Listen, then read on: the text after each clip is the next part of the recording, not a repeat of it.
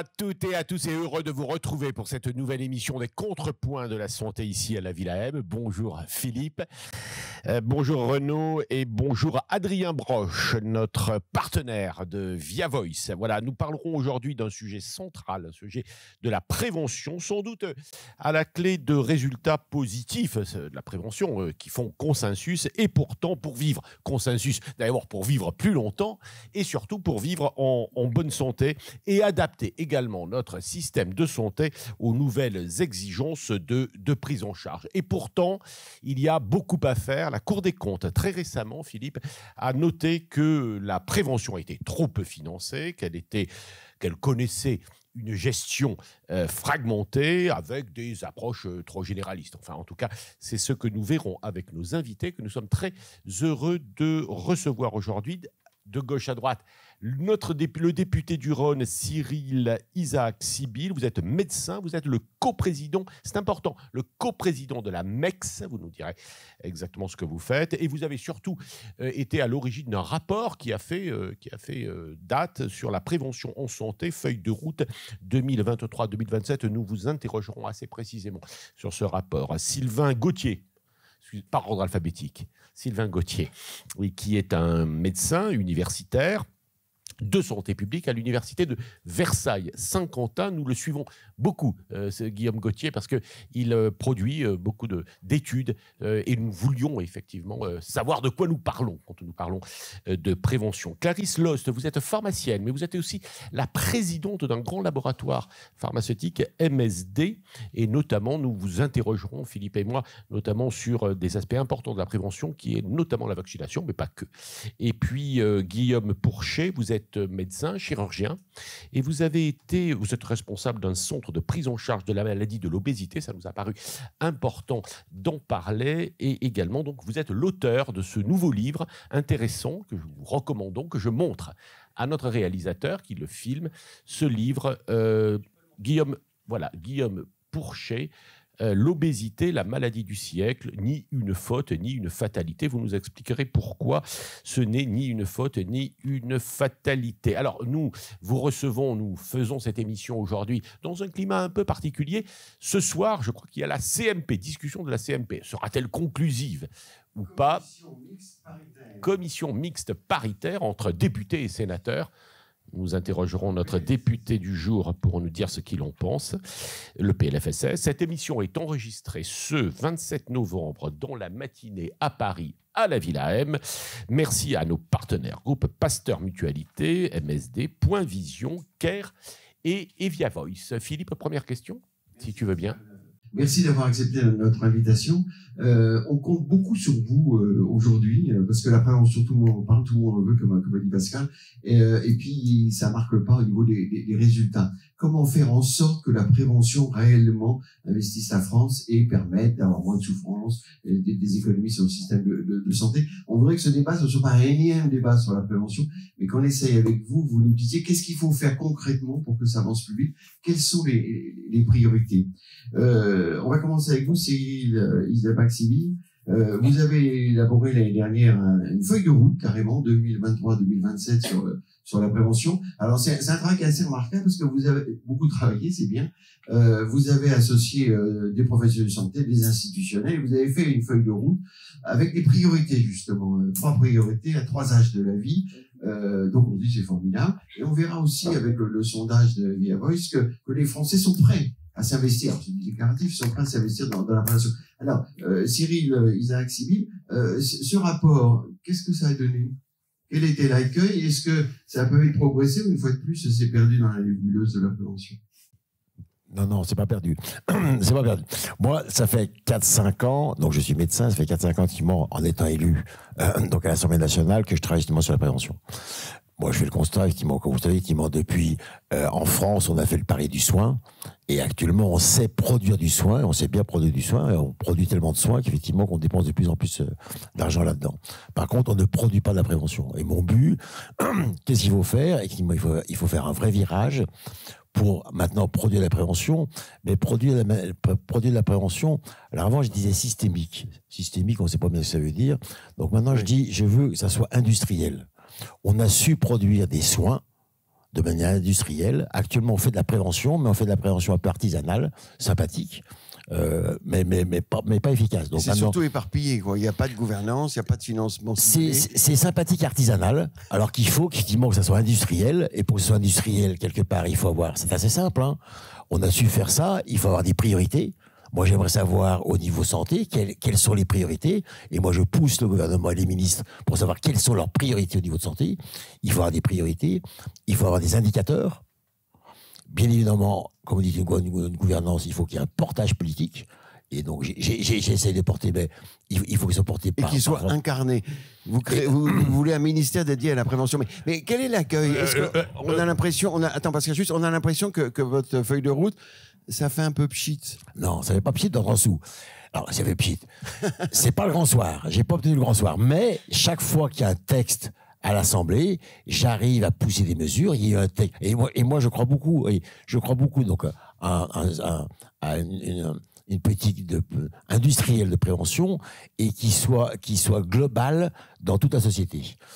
Récemment, il y avait un texte, on a bâti un texte bien vieillir, concernant les personnes âgées. J'ai dans l'article 1, ça fait partie, l'article 1 fait un petit peu appel effectivement au rapport que j'ai fait, à cette feuille de route, où la question c'est comment faire en sorte de prévenir chez la personne âgée, dans le sens où la prévention c'est tout au long de l'année, tout au long de la vie. Et ben il y a des mesures par rapport au centre de ressources probantes, par rapport à la détection des préfragilités, par rapport au programme ICOP. Chaque fois qu'il y a un texte, à l'occasion du PLFSS, je pousse aussi, vous avez dû le voir effectivement, les mesures sur les sodas, le sucre dans les sodas. Chaque fois, oui. Voilà, chaque fois je pousse, ça se fait pas un soir, mais ça avance. Et je suis pas tout seul. Ça avance. Et l'important, c'est que je suis pas tout seul. Il y a pas mal de députés qui le font. Il y a aussi pas mal de sénateurs qui ont derrière. Et puis surtout, il y a une espèce de climat global. Vous parlez de la feuille de route, elle a été faite par des coalisés qui rassemblent plus de 300, oui, c'est ça, 300 individus ou institutions, qu'elles soient des financeurs, qu'elles soient des professionnels de santé, et qui soient aussi en dehors du monde de la santé, dans le sens où il faut qu'ils soient portés par tout le monde. Oui. Cyril Isaac-Sibylle, comment vous les aviez choisi? D'abord, ce terme de coalisé, ça nous a fait un peu rigoler au départ, il faut le dire. Comment vous les avez choisis? Deuxième chose, puisque j'ai la parole là immédiatement, le résultat, oui, vous dites tout le monde s'y intéresse, mais enfin, nous n'avons plus de ministre de la Prévention. Juste avant, il y avait un ministre de la Santé et de la Prévention. Madame Darrieussecq, elle est plus ministre de la Prévention. Comme affichage, c'est assez bizarre, non? Alors, par rapport à ça, c'est vrai qu'être ministre de la Prévention, c'était un message. Mais je pense que la prévention, et c'est aussi un débat qu'on doit avoir, elle doit dépasser la santé. Et je pense que c'est un poste qui est plutôt interministériel, hein, qui devrait dépendre du Premier ministre, dans le sens où, souvent ce que je dis, un truc qui est intéressant, quelle était la meilleure mesure que nous, à l'Assemblée, on ait pris pour la santé depuis 5-6 ans? C'est vous qui allez nous le dire. Eh ben, c'est le plan vélo. Le plan vélo, quelque part, en forçant effectivement les gens à avoir une activité physique, et ça, effectivement, il y a les premières publications qui en sortent, c'est le plan vélo. Et donc, bien évidemment, la santé doit participer à la prévention, mais il y a aussi l'urbanisme, il y a aussi les mobilités, il y a aussi l'alimentation. Donc, plan pour vélo, moi, c'est global. Oui, on aurait pensé que vous disiez le tabac. Enfin, sur l'alcool, en revanche, il n'y a pas de plan. Hein. Plan anti-alcool, non, il n'y a pas. Non, mais c'est pour ça. Le tabac, donc... Il faut que ce soit systémique, il faut que ce soit interministériel. Ça, c'est la première chose. Oui. Et comme je dis, ils sont venus, en fait. Moi, ce que je voulais, je crois que pour changer les choses, je dis, c'est un petit peu ce qui s'est passé par rapport à la taxe soda. Plus on est nombreux, et là, effectivement, nos auditeurs, les gens présents ici, plus on est nombreux à porter une cause, c'est comme ça qu'effectivement... Vous êtes un militant de la prévention. Parce que l'Assemblée, ça change. Ce qui serait intéressant pour bien que ce ne soit pas un énième débat, qu'on écoute Sylvain Gauthier sur qu'est-ce qui est réellement aujourd'hui efficace, sur quoi il faut se focaliser, avant d'écouter le sentiment des Français pour la prévention, qui est tout à fait étonnant. Adrien Broche va nous le dire. Merci beaucoup, Philippe, pour cette question, pour l'invitation. Alors, c'est une question qui est complexe, puisque finalement, et monsieur le député vient de le dire, la prévention, c'est un champ extrêmement vaste et qui touche évidemment non, pas seulement le secteur sanitaire et la prévention qu'on a l'habitude d'appeler prévention médicalisée de l'OMS, primaire, secondaire, tertiaire. Mais on dit que 20% est lié au système de santé et 80% à... Effectivement. Vous confirmez? Oui, tout à fait. C'est des travaux. Alors, mais quelles sont les priorités là où vraiment il faut agir, où vraiment c'est efficace? Alors, il y a des choses qui ont été, il y a des travaux qui ont été menés, notamment en Australie, qui ont fait des comparaisons de différentes actions et stratégies de prévention extrêmement variées, et qui montrent que un des leviers majeurs, c'est effectivement la réglementation. C'est l'action notamment de taxation des aliments qui sont considérés comme nocifs pour la santé. C'est évidemment la taxation tabac et l'augmentation du prix du paquet de cigarettes. Sur le tabac, il y a une amélioration en France. Petite, mais il y a une amélioration. Alors là, ça stagne. Et probablement, alors on a vu à partir de 2015 une vraie baisse de la prévalence tabagique en France, et puis depuis 2021, là, on voit bien que on a une forme de stabilité du chiffre de la consommation tabagique aux alentours de 24%. Il y a le Covid qui a un peu perturbé le système. Alors sans doute, mais aussi peut-être la volonté politique. Et là, on est vraiment au cœur du sujet. Il est clair que la taxation doit être conséquente, c'est-à-dire que l'augmentation du prix du paquet de cigarettes doit être significative pour dissuader en effet la consommation. Faisons à l'invitation de Philippe la liste. Alors, le tabac, ça marche à peu près. Les drogues, par exemple, les addictions. Non, mais c'était les taxations, c'est intéressant. C'est une taxation comportementale aussi, bien sûr, mais sur les drogues, c'est de l'action ciblée. Donc l'action ciblée, elle est évaluée de façon différente. Encore une fois, en prévention, vous avez des interventions universelles, avec d'ailleurs le risque, en les conduisant, d'accroître les inégalités de santé. Et donc c'est à manier avec beaucoup de précautions. Et puis des interventions plus ciblées. Expliquez un tout petit peu. Développer. Oui. Pourquoi risque d'inégalité sociale? Parce que bien souvent, et on l'a vu par exemple avec des campagnes sur la consommation de fruits et légumes, quand on a un pouvoir d'achat conséquent, on va aller plus facilement vers l'adoption des comportements qui sont promus par la santé publique, alors que quand le pouvoir d'achat est plus modeste, forcément c'est plus compliqué de s'acheter. Donc c'est très intéressant. Vous avez taxation et après alors trois choses très importantes. La taxation. Alors les travaux australiens montraient qu'il fallait également du fluor dans l'eau de boisson. Donc ça, on en est loin. Je disais la taxation de 10%. Monsieur Kennedy aux États-Unis veut le supprimer, et on en reparlera. Oui. 10% de taxation sur les aliments transformés. Bon, ça c'est pareil. On en est loin. Il n'y a pas que la taxation quand même. Certainement, mais il y avait également dans les actions de santé publique promues la suppression pure et simple de la publicité pour l'alcool. Ce qui n'est pas le cas en France. L'OE20 nous avait considérablement amélioré les choses en la matière, et puis petit à petit, et peut-être qu'on parlera des freins à la prévention, les lobbies se sont petit à petit réemployés à effectivement abîmer la loi E20. À l'invitation de ce qu'a dit le député tout à l'heure, vous évoquez pas la sécurité routière, par exemple? Oui, sécurité routière, on peut en dire les accidents, considérables. Les accidents du travail en matière de la sécurité routière ont été en effet considérables. On est passé en 90 de 10 000 décès sur les routes de France à un peu moins de 3 000 aujourd'hui. Donc, les accidents du... Oui, allez-y. Accident du travail, il faut probablement beaucoup. Oui, ça s'améliore, mais il faut encore travayer. Et puis, qu'est-ce qui nous manquait sans doute dans la vaccination. La vaccination, mais ça, madame, ça vous en parler. On va en parler. Attendez, le Pascal, sport. Et l'exercice physique, oui. Pascal, ce que je vous propose, c'est d'écouter Adrien Broche sur le sondage, parce qu'il est très, très intéressant. On a l'impression que les Français sont prêts. Ils font des vrais choix, ils ont des vrais sentiments sur la prévention. Alors, comme je disais, c'est du déclaratif, mais c'est tout à fait positif, et donc vous pourrez réagir. Adrien, on vous écoute. Voilà, micro. Merci beaucoup. Oui, effectivement, en déclaratif, en tout cas, c'est toujours la difficulté sur ce type de sujet. On a une société française qui est très pro-prévention. 80% aujourd'hui des Français considèrent que c'est un enjeu prioritaire. On en a 20% qui considèrent, quasiment 20%, que c'est un enjeu important mais pas prioritaire. Donc 80 plus 20, ça fait quasiment 100% de la population qui considère aujourd'hui la prévention comme un enjeu important. Une fois qu'on a dit ça, que faire effectivement sur les obstacles? Il y a un certain nombre d'éléments de ce sondage qui nous en disent un petit peu plus. D'abord, une question de financement dans la période dans laquelle, évidemment, on vit, de manière attendue, un financement, un soutien politique et financier qui est jugé insuffisant. C'est la première cause obstacle identifiée par la population française à hauteur de 41%.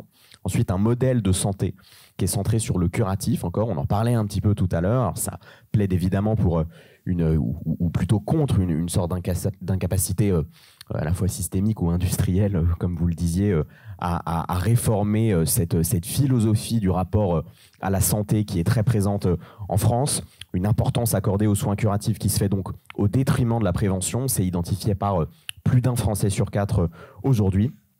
Et puis également une faible visibilité des bénéfices préventifs qui sont encore relayés à des éléments un petit peu lointains qu'on a du mal à chiffrer, un peu lointains dans le temps, qui est une raison aussi largement identifiée par l'opinion.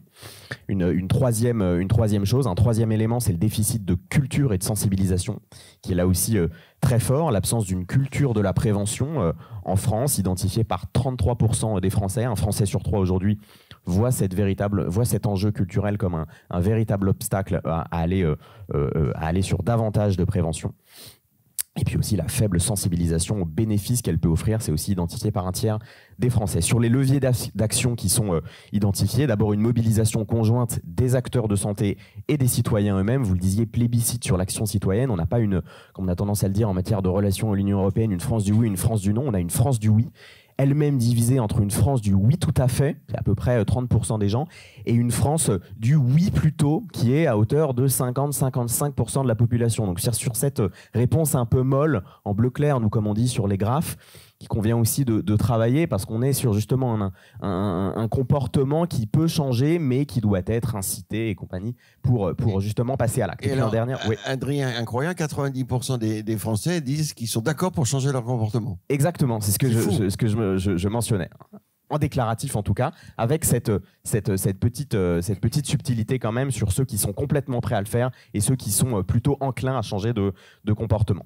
Enfin, le déploiement, quand on a du temps. Ouais. Le déploiement des outils numériques, qui est aussi un élément qu'on avait testé dans le sondage. 70% aujourd'hui des Français considèrent que les plateformes justement qui incitent à des comportements préventifs pourraient être un élément qui les aiderait. Puis enfin, on l'a dit, 77%, c'est particulièrement frappant aujourd'hui, 8 Français sur 10 aujourd'hui considèrent que ça peut être un outil de réduction des dépenses, donc peut-être aussi un enjeu sur lequel avoir de la pédagogie et de l'explication. Et alors, ce que dit le sondage aussi que vous ne détaillez pas, c'est que les Français plébiscitent le médecin généraliste et l'assurance maladie au niveau institutionnel pour pousser la prévention. Alors, on va vous passer la parole, Guillaume Pourchet, mais comment vous réagissez à ce sondage qui est plutôt positif quand même? On se dit qu'il y a quelque chose à faire. Sur l'obésité, on a appris hier que 3 quarts des Américains sont en surpoids ou obèses. Est-ce qu'on va y arriver? Alors, toujours sur les priorités, concrètement, comment sortir de l'endiguement dans lequel on est? Oui, merci beaucoup. Alors moi, je voulais rebondir. Effectivement, le sondage, les Français sont hyper lucides. Ils sont formidables. Formidables. Il y a 2 constats. Il faut absolument, et tout le monde est d'accord, aller vers plus de prévention. Et le deuxième constat, c'est l'échec actuel, les solutions qu'on met en place, qui sont portées. Et la France, quand même, peut se féliciter. Il y a le plan de santé national de santé nutrition qui est inefficace, mais qui est quand même là. Donc, il y a des actions qui ont essayé d'être mises en place. Mais je pense que l'erreur, finalement, c'est l'absence de personnalisation de cette prévention. Parce qu'on va s'adresser à des personnes qui ne sont pas malades pour la prévention primaire, bien sûr. La secondaire et tertiaire, c'est différent. C'est plutôt relié aux soins. Mais on est vraiment face à des personnes qui n'ont pas le réflexe d'aller voir son médecin généraliste, parce qu'on va voir son médecin généraliste quand on est malade. Et quand on n'est pas malade, qu'on n'a pas de symptômes, eh bien, on évite plutôt d'aller voir. Donc il y a un réflexe qui fait que c'est bloqué. Donc il faut arriver à faire en sorte qu'on s'adresse personnellement à l'individu. Donc pour moi, il y a 4 leviers très importants. Oui. Le premier, c'est l'individu. Et il faut retrouver la confiance, avec le principe de confiance. On est dans une crise de confiance très grave aujourd'hui. Et en médecine, on le sait, sans la confiance, on est médecins tous les 3. Et ça, et ou pharmacien, c'est pareil. En fait, si la personne n'a pas confiance en vous, on ne peut pas le soigner. Alors, la confiance, comme on dit, ça ne se décrète pas. Et donc là, ça ne se décrète pas. Et donc, il faut s'adresser directement à lui. Alors là, les outils numériques, c'est vraiment absolument l'axe premier, le deuxième acteur donc il y a la communication, le marketing effectivement, mais dans les outils personnalisé numérique. Je crois pour moi, la grande réforme, enfin la grande révolution, c'est bien sûr tout ce qui est de la lutte contre la sédentarité, c'est très important, mais il y a un axe qui a été créé, c'est mon espace santé, par exemple. Ça, c'est une révolution à mon sens, parce que tout le monde a certes une banque personnelle de ses données de santé, mais c'est aussi un lieu qui est personnalisé, puisqu'on l'a directement, et où on peut faire des actes de prévention très forts. Et notamment, par exemple, pour l'obésité, le calcul de l'indice de masse corporelle, il n'y a pas plus simple. Sur mon espace santé, on peut l'avoir instantanément et faire des rappels. Si vous êtes en situation d'obésité, donc un indice de masse corporelle supérieur à 30, donc pour le rappeler, un indice de masse corporelle, c'est le poids divisé par la taille multiplié par elle-même, donc c'est très facile à faire. Eh bien, mon espace santé, il peut inciter chaque individu directement en lui disant attention, donc ça c'est de la prévention. Guillaume Porcher, pour vous, il y a des progrès, il y a des outils, il y a une volonté et on progresse. Donc ça, on n'arrivera pas à trois quarts. Le premier acteur, il y a l'individu, l'État, donc avec ces outils-là, par exemple. Alors, la taxation, on l'a évoqué. Acteur, voilà.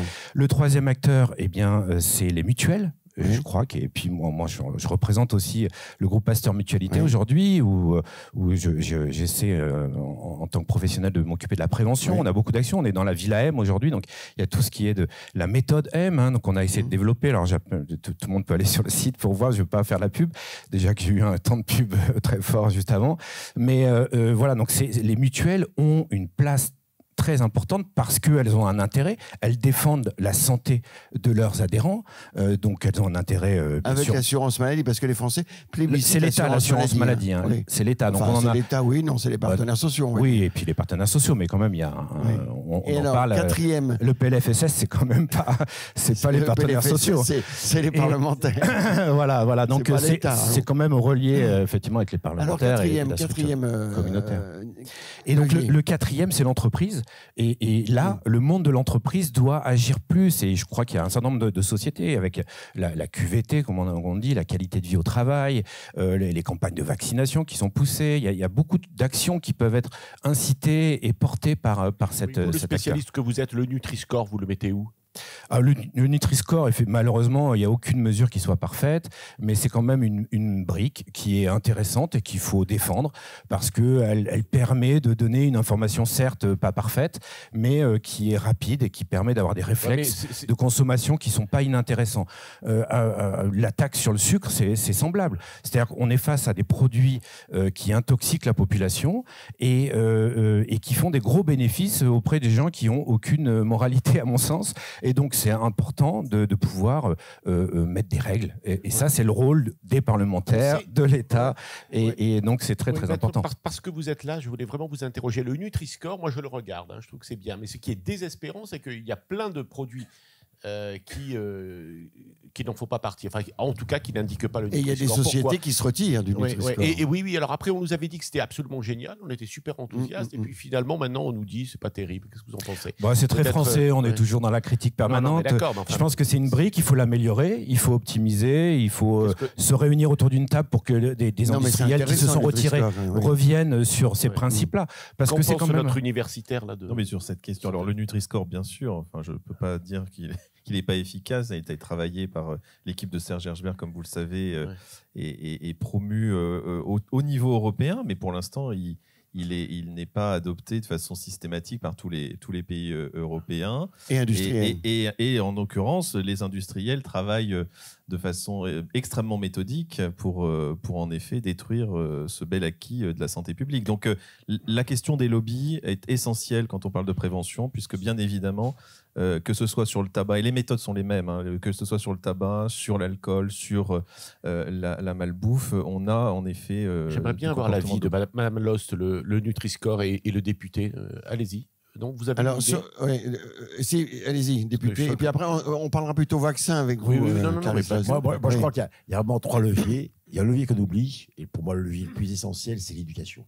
L'éducation dès le plus jeune âge. Ça, pour moi, c'est le premier levier. Le deuxième levier, c'est... Alors que l'on n'a plus de médecine scolaire, quand même. C'est pas la médecine, c'est l'éducation. L'éducation au bon comportement de santé, c'est ce qu'on faisait, c'est ce qu'effectivement vos parents, vos grands-parents, où vous êtes, et qu'on a oublié. Oui. Donc, l'éducation dès le plus jeune âge. Deuxième chose, l'information. Et je pense que le Nutri-Score a bien évidemment un rôle par rapport à l'information, mais l'information, grosso modo, par rapport au bon comportement. Là, on parlait tout à l'heure, effectivement, des bonnes intentions. On a tous des bonnes intentions le 1er janvier. Mais qui est-ce qui les tient? Pascal. Pas grand monde. Pascal. Peut-être. L'important, c'est pas d'avoir des bonnes intentions. Quand je dis effectivement une politique industrielle, c'est comment est-ce qu'on change l'environnement de nos concitoyens pour qu'ils soient amenés à avoir des bons comportements. Parce que vos comportements, vous ne les changez pas vous-même. Et comment est-ce qu'on fait changer les comportements? Tout à l'heure, je parlais du plan vélo. On parle effectivement de l'alimentation. On parle effectivement comment changer. Donc, c'est l'éducation, l'information. Et puis après, effectivement, c'est les taxes. C'est ce qu'on a effectivement visé du sucre. Comme vous dites, effectivement, on a besoin de quoi? On a besoin de boire de l'eau. Quel est l'intérêt de boire de l'eau sucrée auquel on a ajouté un petit goût?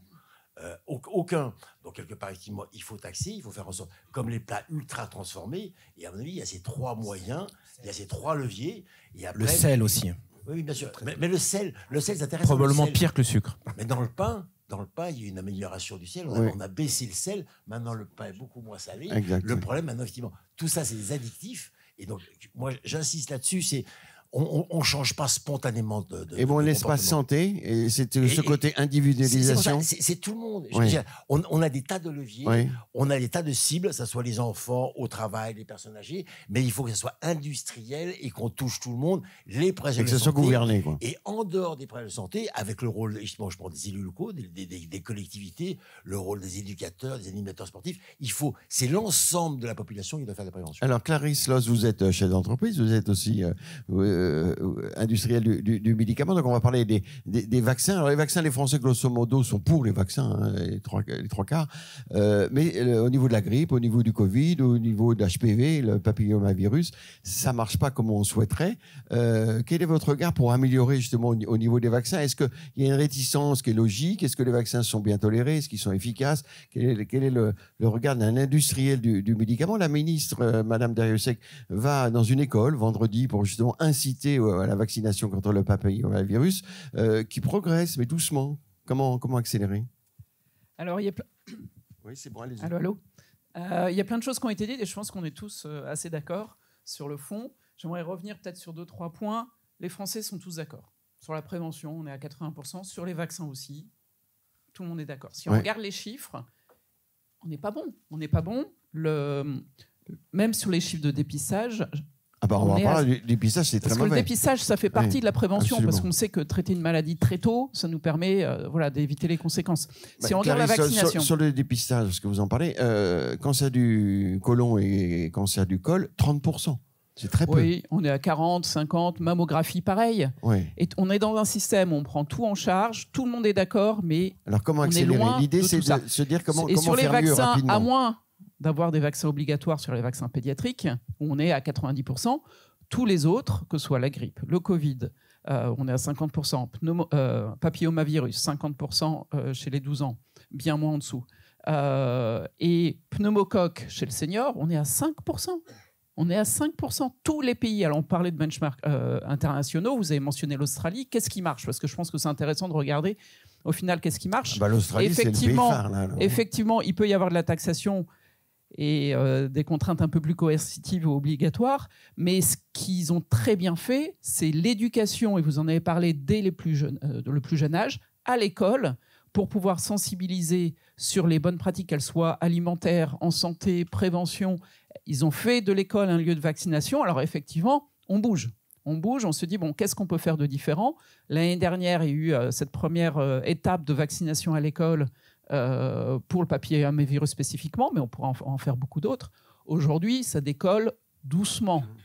Ça a eu un énorme impact, et ça c'est intéressant quand même, le fait d'en parler à l'école, le fait d'en parler dans les médias, ça a permis de sensibiliser et d'éduquer.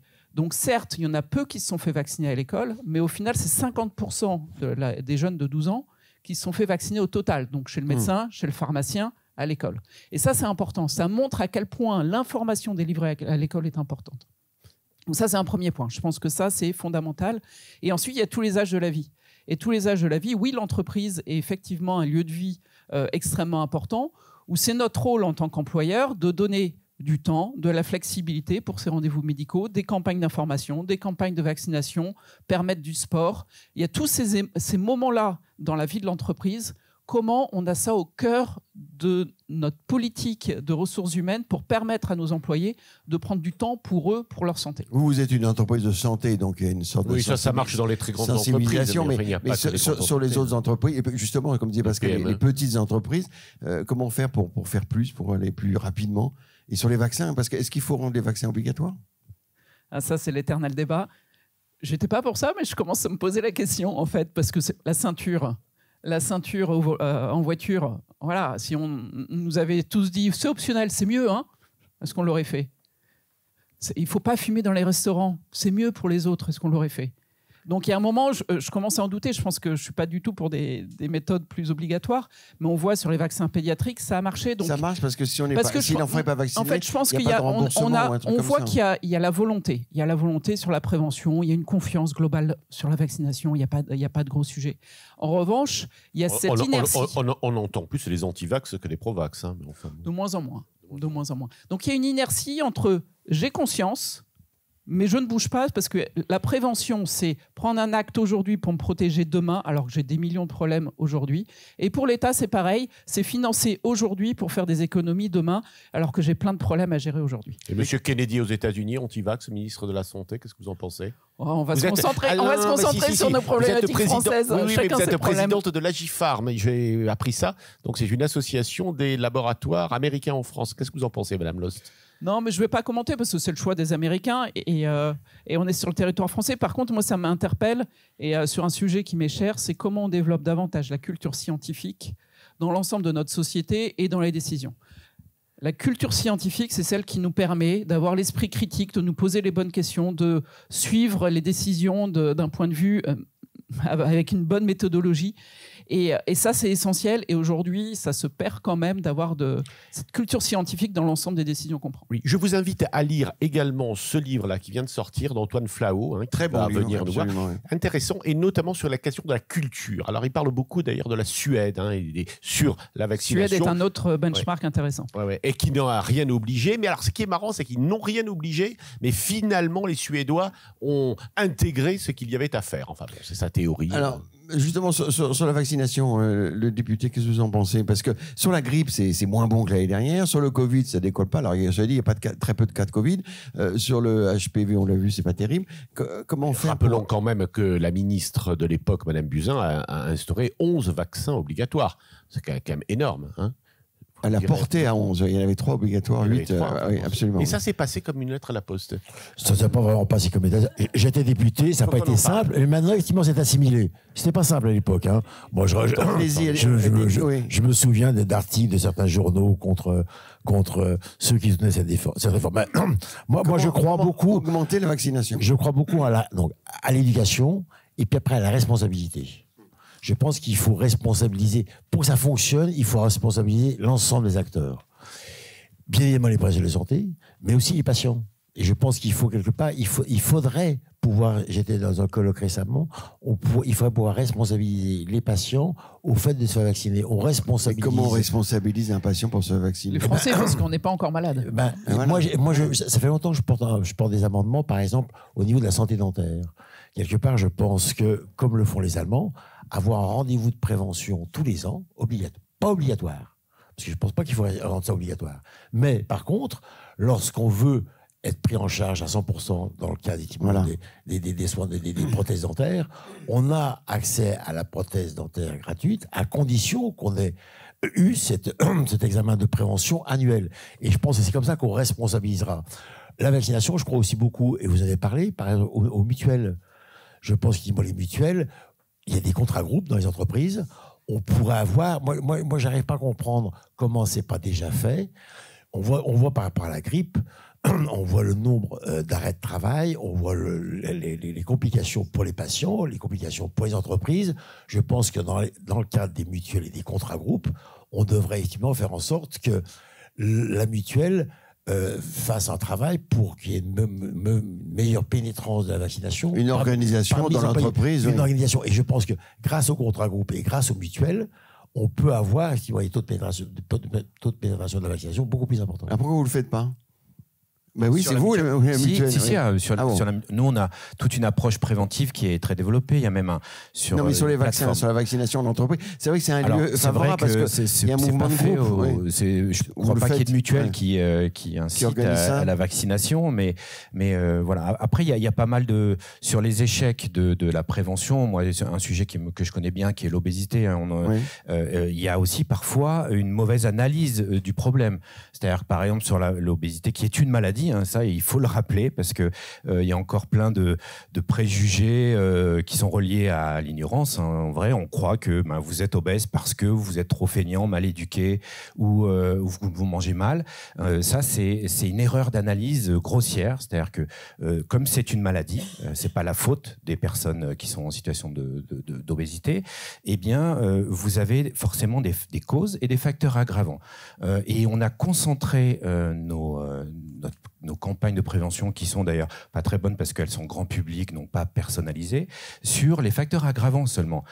Alors que les causes, alors elles sont complexes, c'est vrai, mais elles sont très différentes. Il y a des causes d'ordre hormonal, des causes d'ordre microbiotique, donc les bactéries qu'on a dans son intestin, et des puis causes génétiques. Et puis génétique, vous dites. Et puis le traumatisme psychique. C'est les quatre grandes causes qui interviennent.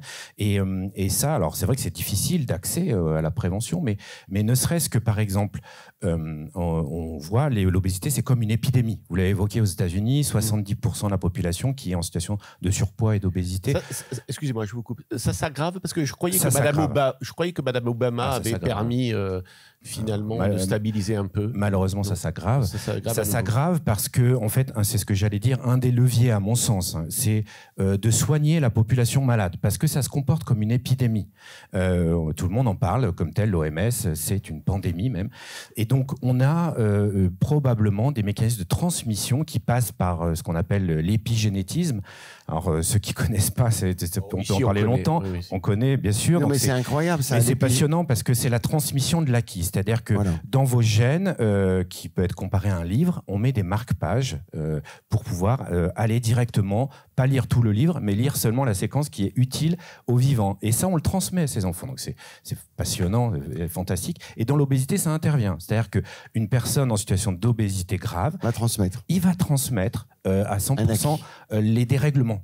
Et ça, explique pour moi en grande partie le caractère épidémique. Oui. Et aujourd'hui, par exemple, en France, et pourtant on est dans les meilleurs pays européens, eh bien, on ne soigne que de 3-4% de la population qui devrait être, pour ce qui me concerne, opérée. Par exemple, le traitement chirurgical qui est reconnu et dans un certain cadre, etc.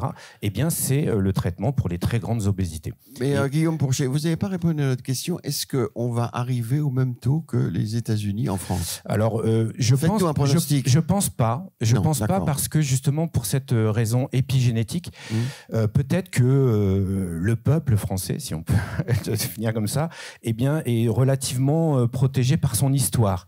Il y a une dimension ancestrale, en fait, où on a une sensibilité à cette maladie qui est probablement reliée aux famines, aux migrations, aux souffrances, aux guerres. Et la France a toujours été le grenier de l'Europe, on le sait depuis longtemps. Donc, ça explique d'ailleurs des taux qui sont un petit peu plus bas que les autres pays européens. Il y a des pays qui avaient quand même fait de très gros efforts. Israël, on disait après la guerre, c'était tous obèses, etc. Et puis maintenant, bon...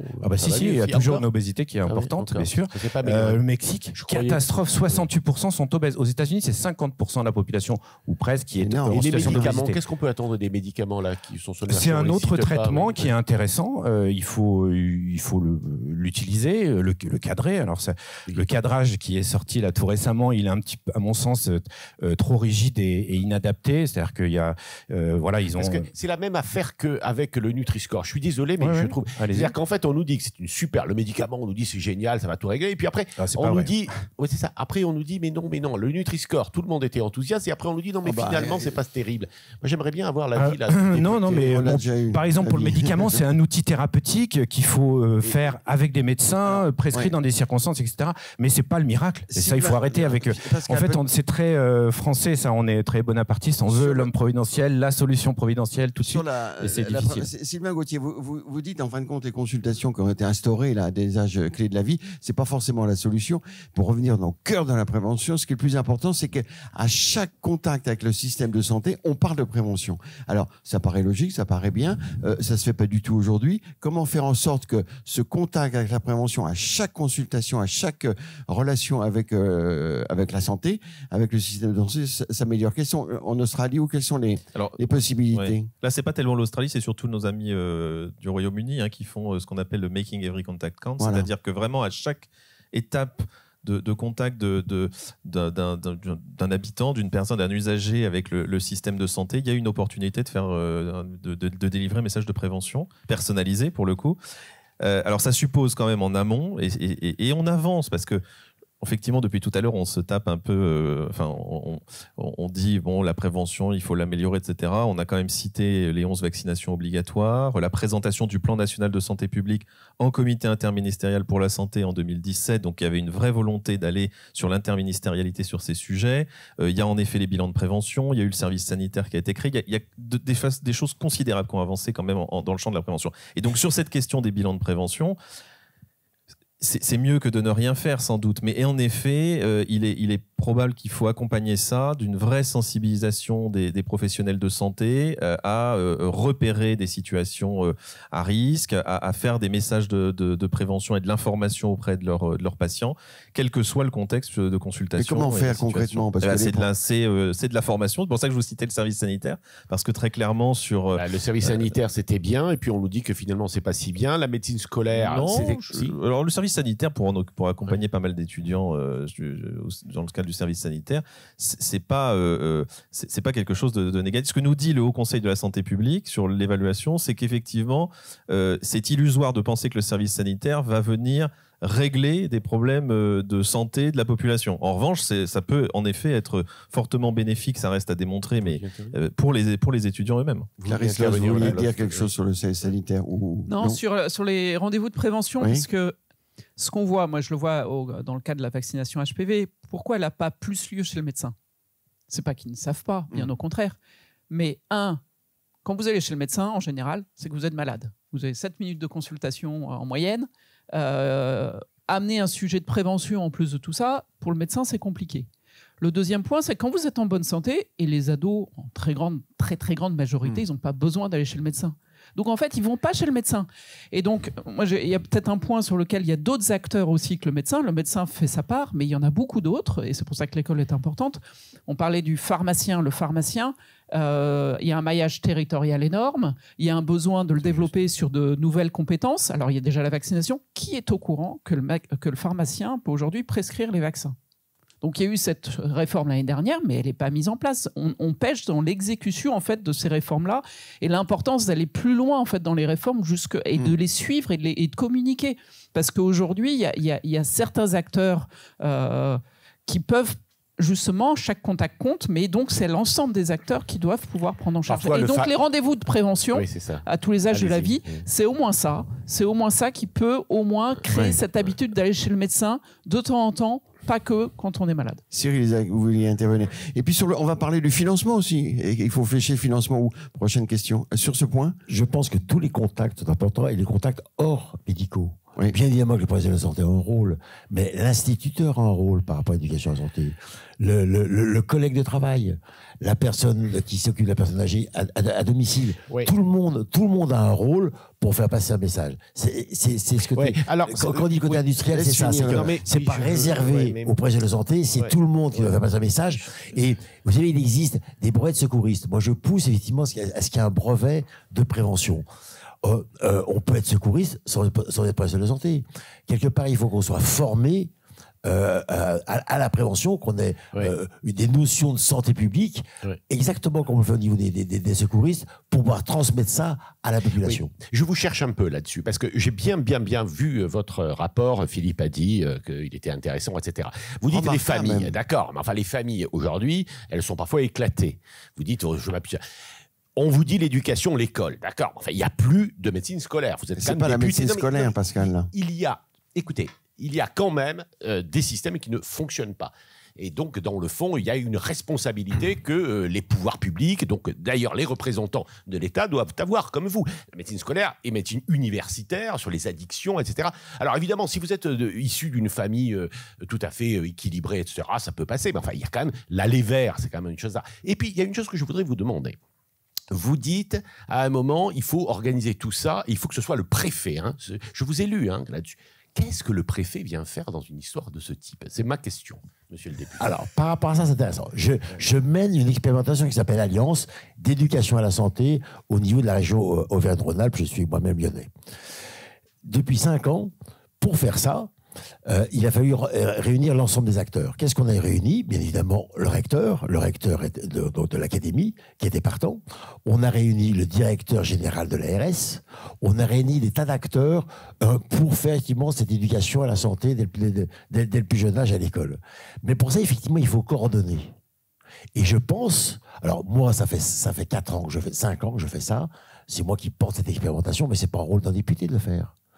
Quelque part, quelle est la personne sur les territoires qui est capable de coordonner le recteur, le directeur général de l'ARS, les maires, parce que les collectivités, quelle est la personne pour coordonner? C'est le rôle du préfet. Et je pense que le préfet a bien évidemment, et quand je dis une politique systémique, bien évidemment le préfet a un rôle dans la sécurité, il a un rôle, mais il a aussi un rôle dans la santé. Et le fait que le préfet s'empare de ce sujet, ça veut dire qu'on aura à ce moment-là un système industriel de la prévention. Moi, je reprends ce que disait Madame Lost, c'est-à-dire que ce qui est vraiment important, ce n'est peut-être plus au médecin de tout faire. Vous avez dit le pharmacien, on est d'accord, encore que le pharmacien, si vous voulez vous faire vacciner, il vous dit « Ah oui, mais pas là, parce qu'il y a trop de monde, revenez dans 48 heures ». Enfin, les infirmiers, vous ne l'avez pas cité, c'est bizarre, parce que quand même, il me semble que... Il y a beaucoup, les sages-femmes, il y a beaucoup d'acteurs qui peuvent relayer le jet de prévention. Il y a aussi un constat, c'est qu'il n'y a pas assez de médecins en France aujourd'hui. Ça, il faut le dire, ça fait 30 ans qu'on nous a diminué ou limité le nombre de médecins. Il y a des choses à faire qui vont sortir dans 10 ans. Comme on disait, il n'y a pas que les médecins, justement. Non, mais alors, le médecin, et il ça peut pas, s'élargit bien. En vrai, c'est pas possible, en fait, à la fois en termes de temps, même en termes de formation. Hein. Il y a un défaut de formation autour de la prévention. Il faut qu'on parle un petit peu de financement. Est-ce que le 15 milliards estimés par la Cour des comptes, qu'on prend tout, vraiment tout, est-ce que le financement est suffisant? Alors, en général, on répond non. Mais est-ce que le financement, s'il doit être augmenté, il doit être fléché où? Monsieur le député, un petit tour de table rapide. Est-ce que le financement est suffisant? Est-ce que finalement, c'est pas un problème de financement, mais d'éducation, de prise en compte par tout le monde? Alors, le financement, il n'est peut-être pas suffisant, mais il existe. Alors, un truc tout bête, hein. Demain, on va parler de nouveau des retraites dans l'hémicycle. Ah bon? Avec une provision de pas supprimer. On a voté, effectivement, il n'y a pas longtemps, lors de la réforme des retraites, un fonds pour améliorer la santé au travail. On a voté 1 milliard sur 5 ans, donc 200 millions par an, pour la prévention de la santé au travail. Et bien, ce fonds de 200 millions, cette année, il n'est pas dépensé. Pas totalement dépensé. Donc, l'argent, il y en a. Le problème, ce qu'il faut, c'est comme je disais au départ, qu'est-ce qu'il faut? C'est d'abord se fixer des priorités. Faut un portage politique, se fixer des priorités. Pour moi, il y en a 2. Évidemment, la surcharge pondérale, qui est à l'origine de beaucoup de pathologies. Il y a quelque chose dont on n'a pas parlé, et aussi, c'est la santé mentale, la prévention, le bien-être mental dont on ne parle pas, et d'où vient tout le problème des addictions, parce que lorsque les gens ne fument pas, ils boivent ou ils prennent d'autres produits licites. Donc pour moi, c'est fixer des priorités.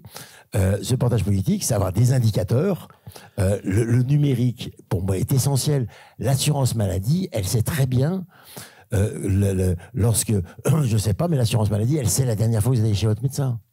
Et elle sait effectivement qu'il y a des gens qui ne vont pas chez le médecin. Elle se mobilise, l'assurance maladie, j'ai l'impression, sur la prévention. Non, mais au niveau des données de santé, on ne travaille pas assez les données de santé pour aller voir les gens qui ont besoin de la santé. Et donc, c'est pour ça qu'il faut, je répète, un portage politique. Alors, attendez, sur le portage politique, justement, aujourd'hui, alors évidemment, on est une période très particulière, mais on n'a pas l'impression qu'il y a un vrai portage politique. Non, pas suffisamment, dans le sens, même si effectivement le travail que tout le monde, qu'on fait tous là ici, commence à porter ses fruits, mais il n'est pas suffisant. Vous voyez vraiment un ministre de la Prévention ? Moi, je crois... Qui viendra en concurrence du ministre de la Santé ? Mais non, mais je ne pense pas. Alors, ce qu'il faut, c'est qu'il y ait une coordination. Il faut recréer j'ai dit l'argent, il existe, toutes les institutions, elles existent. Par contre, il faut quelqu'un qui coordonne tout ça, qui soit capable de prendre son bâton de pèlerin. Alors, je pense que ça peut être un ministre auprès du Premier ministre, qui aille voir effectivement aussi bien le ministre de la Santé, que le ministre des Mobilités, que le ministre de l'Agriculture, que le ministre de l'Urbanisme, pour faire en sorte qu'on ait un peu, je dis, quelque chose qui soit industriel. Sylvain Gauthier. Non, mais je partage Oui. bon nombre des constats et des préconisations du monsieur le député. Il faudrait bien qu'on se dote d'une stratégie nationale de santé, déjà, pour commencer, avec un horizon pluriannuel, décennal, ce serait effectivement une bonne Elle chose. est toujours en débat, la stratégie nationale de santé. Elle est toujours là. sur les starting blocks, mais Oui. je ne l'ai pas adoptée. Oui. Et donc, effectivement, il y a peut-être un sujet, par exemple... Mais autour sur de la ça. stratégie nationale de santé, justement, elle était à 5 ans, maintenant elle est à 10 ans. L'ambition est de la porter à 10 ans, mais, Oui, mais pour l'instant, on n'a pas de c'est stratégie nationale de santé. 2023-2033 le projet. Et quand on le lit, c'est que des vœux pieux. Ça, c'est assez désespérant. Est-ce que faudrait pas quelque chose qui soit à la fois décennal et, comme vous dites, avant le PLFSS, qui détermine les priorités? Est-ce que y a pas c'est pas ça le plus important aujourd'hui, d'avoir une stratégie nationale de santé décennale Alors, peut-être, mais avec un point Oui, il y a eu annuel. beaucoup de propositions qui ont été faites Pourquoi ça sur la bloque stratégie nationale de santé, notamment de la faire adopter par le Parlement, ou en tout cas de la faire discuter, Ouais. y compris avant les On en est où de ça PLFSS, avec l'idée aussi de peut-être se doter d'indicateurs comme ça avait été le cas dans la loi de santé 2004, mais à condition Les de pouvoir 100 objectifs. exactement, mais pouvoir les réviser et les poursuivre. Donc, en effet, il y a plein de pistes, entre guillemets, sur le plan législatif pour pouvoir travailler de façon efficace sur ces thématiques. Encore faut-il ensuite les concrétiser. Pourquoi c'est bloqué, la stratégie nationale de santé? Parce que Là, c'est le changement de ministre, hein, sans Oui, doute, bon, beaucoup, voilà. qui a fait qu'à ce Parce stade... qu'elle en effet, il y a s'intitule pas- 2023, l'année Bien dernière. sûr, 2033. Voilà. Mais Sur elle le n'est pas- financement, à ma connaissance, elle n'a pas été adoptée encore formellement. Oui. Sur les stratégies décennales, moi, je reste sur le plan cancer. On disait que finalement, quand c'était 4 ans, je crois, avant, c'était la machine oui, mais il y a fonctionnait. des points C'est un peu intermédiaires. dilué, un peu gazeux aujourd'hui, non? Ce Quel qui est est votre important, avis? c'est les points intermédiaires, j'imagine. Ouais, enfin, Oui, là encore, ça dépend des plans. Il y avait des plans, notamment avec de l'évaluation en continu du plan, avec justement des indicateurs qui permettaient de piloter le plan au fil de l'eau. Ça porte ses fruits parce que pour le coup, on réaxe les mesures prises, on amende éventuellement ce qui ne fonctionne pas.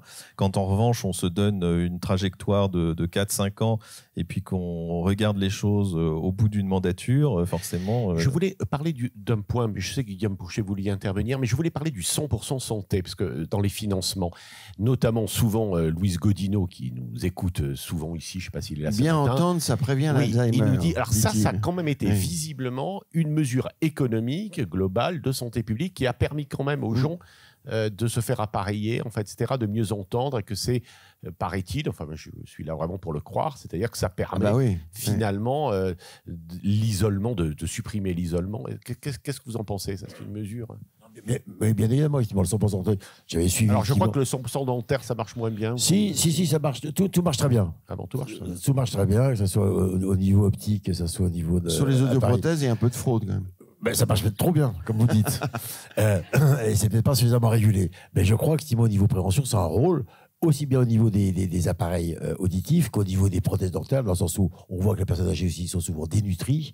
Et par rapport à la dénutrition, il y a effectivement l'obésité, il y a aussi la dénutrition chez les personnes âgées. Il y a l'optique Et aussi. Et l'appareil dentaire, comme l'optique, effectivement, par rapport aux chutes, par rapport à l'équilibre. Non, tout ça fonctionne plutôt pas mal.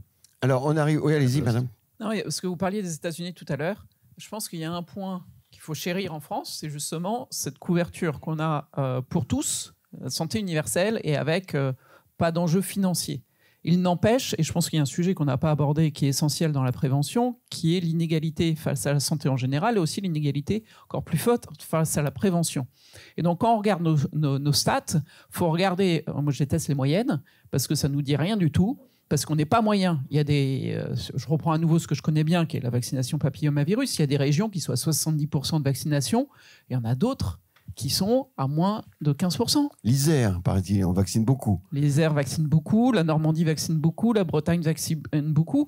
Vous allez à Marseille, vous allez dans le nord de l'Île-de-France, Comment on vous allez explique dans ça? le nord. Comment on explique ça? Mais c'est l'inégalité face à l'information, face à l'éducation, d'où l'importance de l'école aussi, parce que l'école est le seul moyen de justement de lisser ces inégalités sociales face à l'accès à l'information, l'accès à la santé, et de permettre à tous d'avoir cette information et un lieu de vie qui permettent d'avoir accès à cette santé. Et je pense qu'il y a des mesures, et vous parliez tout à l'heure aussi d'avoir des communications qui soient adaptées. Aujourd'hui, on a des grandes campagnes nationales, c'est très bien, il le faut, et le central est nécessaire pour piloter, pour gouverner, pour donner des orientations. Mais ensuite, c'est comment on laisse, alors est-ce que c'est le préfet, c'est pas mon expertise, les acteurs en territoire pour s'adapter aux besoins de santé de chacun des territoires, et ils sont extrêmement variés, qu'ils soient économiques, socioculturels, il y a énormément d'aspects.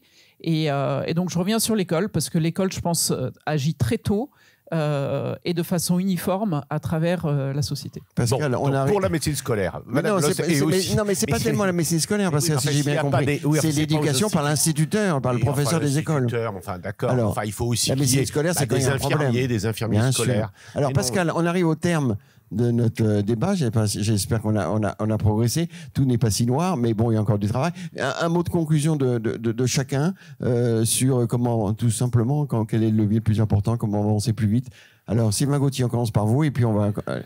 on disconde. Oui, tout a été un peu dit, mais c'est vrai que je rejoins l'intervention juste précédente. Le levier éducatif est majeur, et ça passe aussi par la littératie en santé des plus jeunes. Et ça, c'est un chantier colossal sur lequel il faudrait qu'on avance.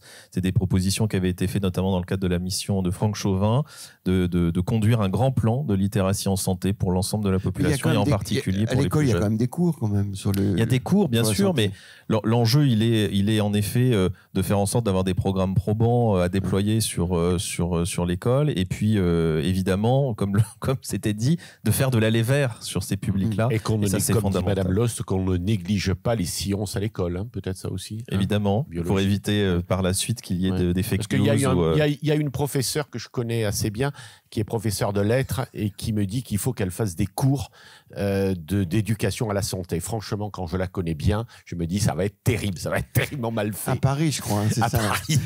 Alors, après, Guillaume Pourchet, un mot de conclusion. Voilà, c'est une évidence de santé. Il faut absolument, il faut, je crois, renverser la table pour aller vers plus de personnalisation, pour sensibiliser à tous les niveaux. Le mot industrialisation, moi, je le trouve... c'est mieux que systémique, c'est vrai. Voilà. C'est pertinent parce qu'il faut que tout le monde agisse avec une stratégie commune et qui touche tous les niveaux, bien sûr, l'éducation.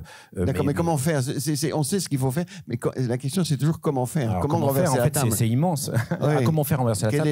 Quels sont les leviers? Les leviers, il y a l'utilisation du numérique qui aujourd'hui permet de donner accès à chaque individu très facilement, et ça il faut l'utiliser. C'est en cours, mais il faut aller plus loin et utiliser des moyens financiers pour le développer, parce que Madame Lost, qui va dire qui n'aime pas les moyennes, quand même, pour aller dans le sens de Guillaume Pourchet, j'ai lu le rapport de Martine Laville, le professeur Martine Laville, sur la nutrition.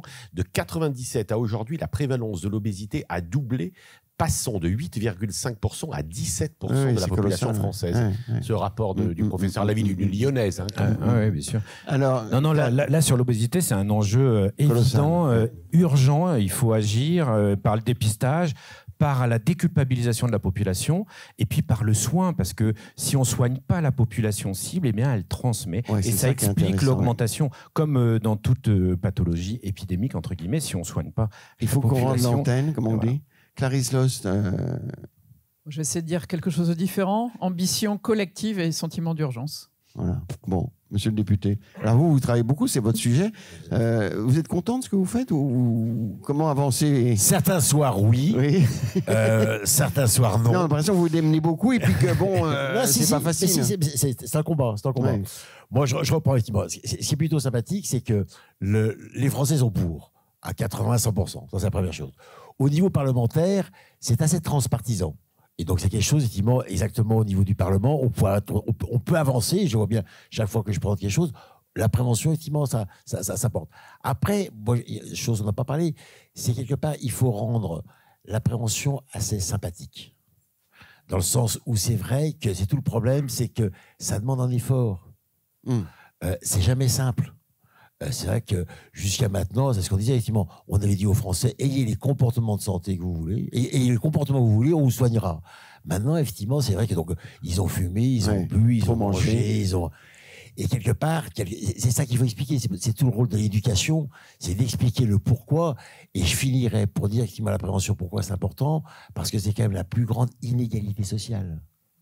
Hein, c'est 13 années d'espérance de vie de différence. Hein, et qui est 13 années, vous vous rendez compte, entre les plus chanceux et les moins chanceux. Et c'est ça qu'il faut expliquer. Et c'est comme ça, je pense, qu'on arrivera à améliorer les comportements de santé de la population. Vous voulez nous dire qu'il faut être optimiste, c'est ça? Il faut dire aux gens, ça va marcher, quelque part, c'est effectivement un effort. Ouais. Il ne faut pas avoir un discours trop lénifiant, malgré tout. Pas lénifiant, mais quelque part, effectivement, ça vous permettra de vivre en bonne santé Pascal, et avoir 13 années de plus. Voilà, Pascal, on arrive au terme. Pascal, est-ce que tu sais combien il y a de centenaires aujourd'hui en France? Parce qu'il faut les prévenir en amont. Combien de centenaires? Alors, combien de centenaires? Alors, en bonne santé. Nous sommes là pour interroger. Alors, combien de centenaires, monsieur professeur? Bon, alors moi j'ai révisé mes fiches. 31 644 au 1er janvier de cette année. Et le pire, le plus intéressant, je dirais, combien il y a de centenaires l'année prochaine? On va passer de 31 000 à 42 000, soit 10 000 de plus entre 2024 et 2025. Et quand tu auras 100 ans, il y en aura combien? Et donc plus 33%. Oui, alors la question n'est pas là. La question n'est pas là. C'est combien de santé en bonne santé? Exactement. Ben ça, c'est pas dit là. Et puis l'avenir, là, c'est une photographie. Mais par exemple, aux États-Unis, depuis maintenant près de 5 ans, l'espérance de vie baisse. Voilà. Donc il y a des enjeux, et c'est notamment relié à l'obésité. Ça va encore s'aggraver probablement avec M. Kennedy. Et je sais pas, on verra. Je vais pas me prononcer, mais en tous les cas, c'est un constat qui est là parce qu'il y a des pathologies très graves comme l'obésité qui est en train de... Comme les opioïdes aussi. Et oui, bon, c'est surtout l'obésité. Aux Pascal, merci messieurs, merci madame, merci aux équipes, Françoise Millet, Nathalie Rattel, Emmanuel Tay, à Nathan, à la veille des acteurs de la santé, à Ortus, à LDC Santé. Merci à nos partenaires, Groupe Pasteur Mutualité, MSD, Point Vision, CARE et Via Vox. Philippe, j'ai pris une petite phrase là, comme j'aime bien le faire. Du livre de Flao, qui est quand même un livre grand public. Évidemment, les spécialistes que vous êtes n'apprendront peut-être pas grand-chose, mais en revanche, c'est assez bien fait. Et il dit, regarde toujours, ça c'est pour monsieur le député, regarde toujours la direction du soleil levant et tu ne verras jamais l'ombre derrière toi. C'est un proverbe chinois. Je voulais vous le donner. Et rendez-vous en décembre pour un prochain débat. Merci, bravo. Merci Pascal. Merci mesdames.